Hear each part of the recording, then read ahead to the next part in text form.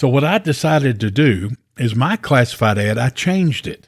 I didn't put it over there where it says we buy houses along with those other 50 investors. I put it over in a section that says we buy mortgages. You're listening to 5 Hour Real Estate Week, where you'll learn to consistently buy real estate in only 5 hours a week. So if you're ready to invest in real estate, achieve financial freedom, and own the lifestyle you deserve, even with your job, this is the show for you. Now, here's your host, Mike Butler. Hello there. We're back at it again. Mike Butler here. And today's episode on Throwback Thursday is something that is going to be outrageous. It's fun, and you can still do it today. And so let me just preface this with what it was like when I got started. And, of course, that was back in the late 80s, early 90s. And what happened is, if you recall, where real estate started trending, and so everybody and their brothers started jumping on this real estate bandwagon. Now, does that sound familiar? Yeah, it's happening right now. So in my town, we normally have anywhere from 3,000 to 5,000 houses for sale.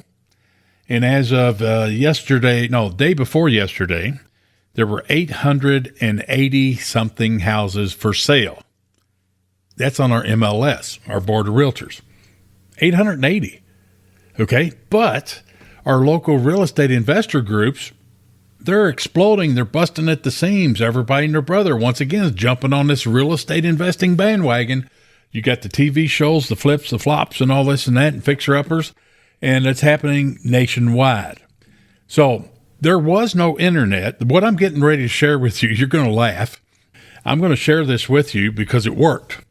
And we got to think outside the box, and we got to find out. If you haven't read that 10-minute book called Who Moved My Cheese, get it. It's easy read. Now, so back then when all this was happening to me, there was no internet, there was no websites, nor email. I mean, fax machine was technology. So here's what was happening. In our local newspaper, on the Sunday, in the Sunday's edition, there would probably be anywhere from 35 to 50 classified ads that say, we buy houses, fast cash for houses, I buy houses, all this stuff. I mean, 35 to 50 classified ads every single Sunday.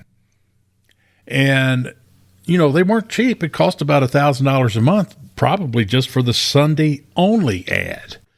Well, I tried 7 days a week. I tried running them 3 days a week. So I'm thinking, okay, I got to get out of this groove and get myself away from the competition. In fact, what I like to do is to rub my genie bottle and say, how can I find leads, okay, without any competition? So I got to think about back to when I bought my very first house. I think I was 18 years old, and I grew up, like, you know, in the south end of Louisville, Kentucky, Taylor Boulevard, just a few blocks from Churchill Downs. And being the oldest of 7 kids, I didn't have any kind of formal or high-level financial kind of training. No. They didn't even teach us how to balance a checkbook. So the lifestyle of the rich and famous is where I got to see those folks. So anyway, I'm thinking about folks that I have talked to. What I'm getting ready to share with you has probably cost me over $1 million, but at the same time, it's made me over $1 million. So think about this. Here I am, 18-year-old kid. I assume a VA loan on my first house I bought, which was 1 block from Churchill Downs, and I lived in it. And then somebody came up with this idea, and I can't remember who. Somebody had a relative or knew somebody, this or that, and they said, hey, why don't you refinance your loan on your home, and you can get a cheaper interest rate and lower your payments by about $100? Well, that was a lot of money back then. So I went ahead and did that. Okay. So I went and I refinanced my home, and I got my second mortgage. Okay. And listen to what I just said there. You're going to have to listen carefully on this one. And so I paid off what you and I would call the first mortgage. Okay. And it got replaced with this new mortgage from my refinance.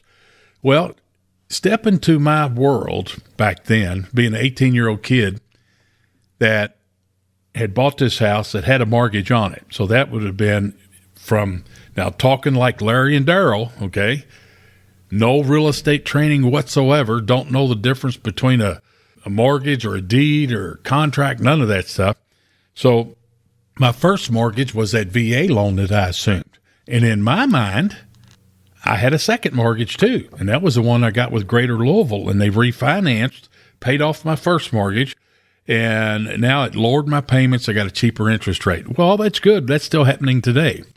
But the one thing I want you to think about here is that person who's a motivated seller, don't ask them, never ask them, who's your first mortgage? Do you have a second mortgage? Because if you'd have asked me back then, I'd say, well, my first mortgage was with Sunbelt Mortgage.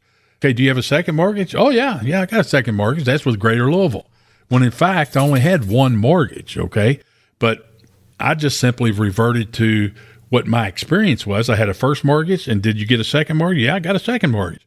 Okay, and had I refinanced that again, I guess I'd have called that a third mortgage. So what we got to do is we got to be able to talk the slang, or jump into their world, their bubble, okay, if you're a motivated seller, to make sure you're communicating effectively, because I know that has happened to me several times. So think about this. We've got folks who are behind in payments. You can blame it on COVID. You can blame it on whatever, the economy, all this and that. So I had 35 to 50 fellow real estate investors putting classified ads in the Sunday newspaper saying, we buy houses. So I decided I got to break apart from that. So I tried something unique.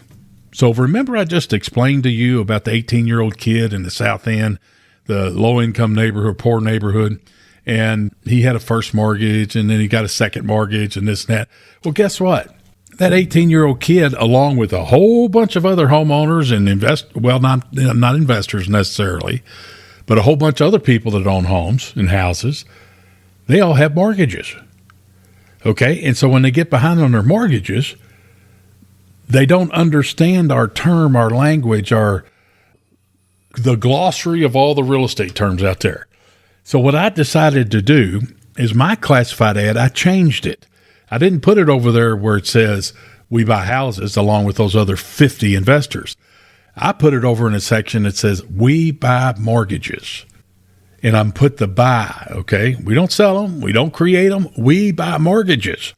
Well, think about Larry and Daryl. Well, wait a minute. I'm upside down. I'm backwards on my mortgage here. This guy buys mortgages. Maybe we can sell it to him. Now, that may sound bizarre, but let me tell you something. It worked. Now, did it work in the land and the zip codes of the luxury homes and stuff? No way. So these were pretty much the starter ones, okay? But when I got started, though, remember I did my full-time job. I had about 5 hours a week to do it in, and so I need to be efficient. I need to be effective, and I didn't have a whole lot of money. In fact, less than $1,000 when I actually got started. So I had to start off with the lower income rental properties, and they were in the neighborhood that I grew up in. I started out buying them on my old paper route, and so this actually worked. I dropped my jaw. Now, did I share this with anybody else? At that time, I had hooked up and joined our local RIA group, the Real Estate Investor Association, and when this started working for me, I was like, holy cow, this is kind of cool. So I didn't say a word to anybody else, not a peep. I don't want to school my competition.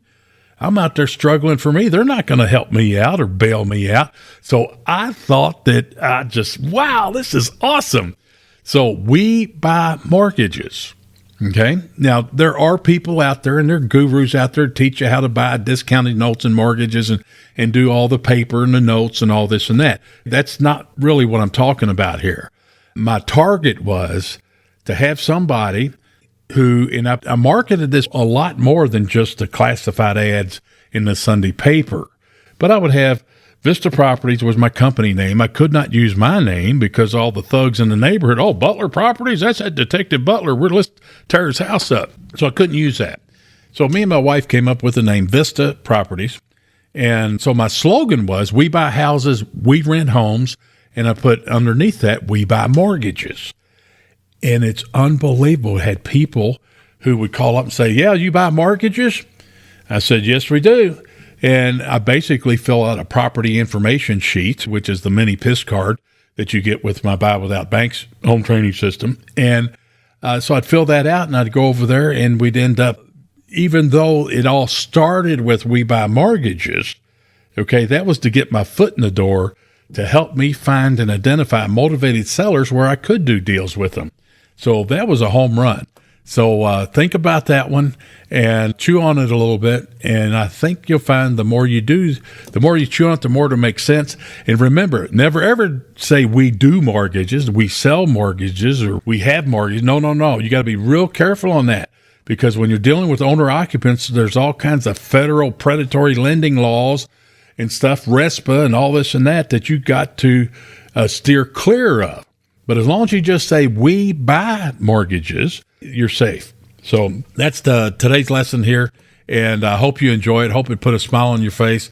I hope it gives you the deer in the headlight look. So if you got a mirror close by, look and see if you're going, what? What is he talking about? But give it a shot. It works. That combined with all of your other things is what's going to put you leagues and eons ahead of your friendly competition and allow you to get your 20 nice rentals paid for and do it safely and quickly in 3 to 5 years. So adios. This wraps up this one. See you on the next one. Glad you joined us for another episode of 5 Hour Real Estate Week. The best thing you can do now is put this information to action. To help you get started, Mike created a free resource for you called How to Buy 50 Houses a Year, Even with Your Job. Download it now by going to mikebutler.com/50 houses. And we'll see you on the next episode.